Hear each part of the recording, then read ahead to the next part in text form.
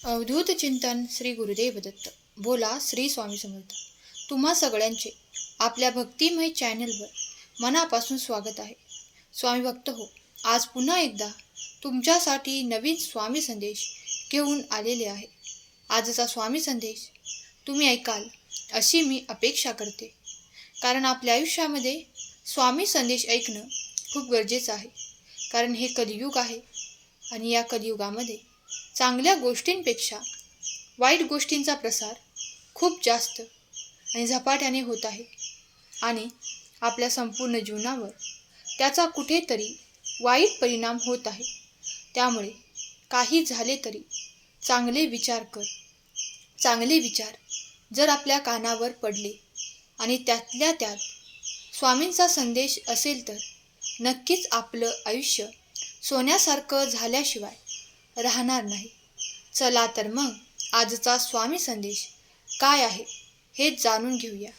स्वामी सांगतात, अरे तुझ्यासमोर आमचा संदेश येणे हा योगायोग नाही. आम्ही जाणून बुजून हे घडवून आणलेलं आहे. हा एक डाव आहे जो तुला जिंकायचा आहे. हा एक डाव आहे जो तुला जिंकायचा आहे. अरे मला माहीत आहे तू माझ्यावर विश्वास ठेवतोस. मी या त्रिलोक्याचा स्वामी आहे. माझ्यावर विश्वास ठेव. माझे स्मरण करा, देहभान विसरून. माझे स्मरण करा, देहभान विसरून. मग मी हळूवार येईल मागून आणि कानात जाईन सांगून, भिवू नकोस, मी तुझ्या पाठीशी आहे. भिवू नकोस, मी सदैव तुझ्या पाठीशी आहे. एक शब्द आहे नशीब, याच्याशी लढून बघ. आणि समजा तू लढूनही हरला तर अजून एक शब्द आहे स्वामी. तू फक्त एकदा आर्ततेने हाक मारून बघ. नशिबाचे फासे बदलून तुला हवे ते नाही मिळालं तर सांग. आजचा संदेश तुझ्यासाठीच आहे आणि माझा देवदूत तुझ्या समोरून हा संदेश घेऊन येत आहे. हा जाणारा संदेशवाहक आहे. त्यांनी घेतलेलं नाम, त्यांनी केलेली प्रार्थना आमच्याकडे आपोआप पोहोचते. अरे बंधन नाही आमच्या नामाला, बंधन नाही आमच्या नामाला. अंत नाही आमच्या कृपेला, अंत नाही आमच्या कृपेला. कृपा कुठेही, कसेही आणि कोणावरही आम्ही करतोच. नाव घे, जिथे माझे नाव घेतले जाते मग मी तिथे उपस्थित असतो. आम्ही आमच्या भक्तांच्या कायमच पाठीशी ठाम असतो. आमच्या भक्तांच्या कायमच पाठीशी ठाम असणं आमचं कर्तव्य आहे. आमचं नाव घ्यायला सोहळा ओळखण्याची गरज नाही. फक्त आमचं नाव घे, मनापासून घ्यायला हवं. श्री स्वामी समर्थ हा षडाक्षरी मंत्र प्रीतीने जपावा अहोरात्र. आणि जो आमचा हा षडाक्षरी मंत्र रात्रंदिवस जपतो त्याच्या पाठीशी, त्याच्यासोबत आम्ही कायम ठाम उभे राहतो.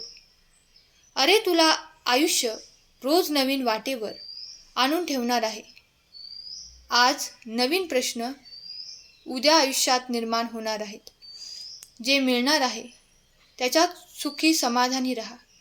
जसं रोज सूर्य उगवतो तसा मावळतो आणि पुन्हा दुसऱ्या दिवशी तो उगवतो. तो मावळण्याच्या भीतीने उगवणं थांबत नाही. हे चक्र जसं चालू राहते तसंच रात्र दिवसाचा खेळ चालू राहतो. तसेच तुझ्या आयुष्याचे आहे.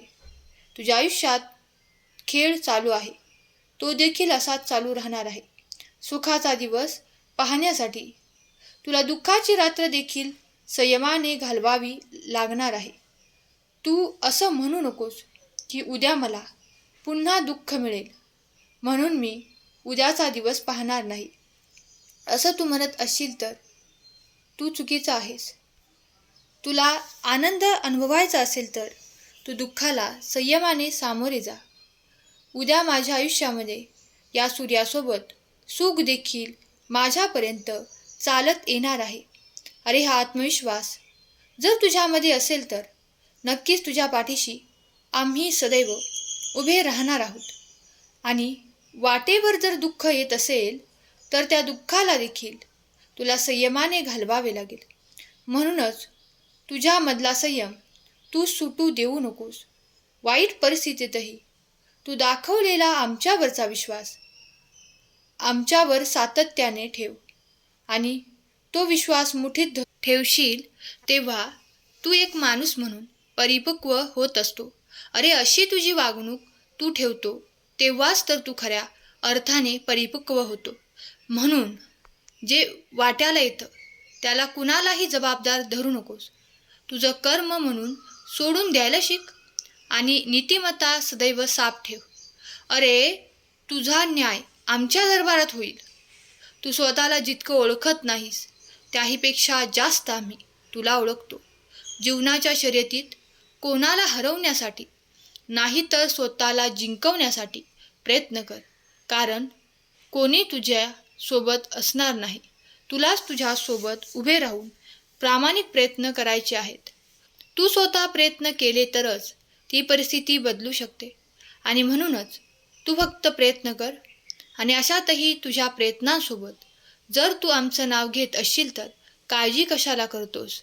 आमचे नाव घेतो आहे आणि प्रयत्न सातत्याने करतो आहे त्याची साथ आम्ही कधीही सोडत नाही. त्यांचा हात आम्ही सदैव आमच्या हातामध्ये घट्ट पकडून ठेवतो. एक गोष्ट लक्षात ठेव, लोकांचे कान भरून आणि काड्या करून अस्तित्व फार थोड्या काळासाठी, अगदी क्षणभरासाठीच निर्माण होत असतं.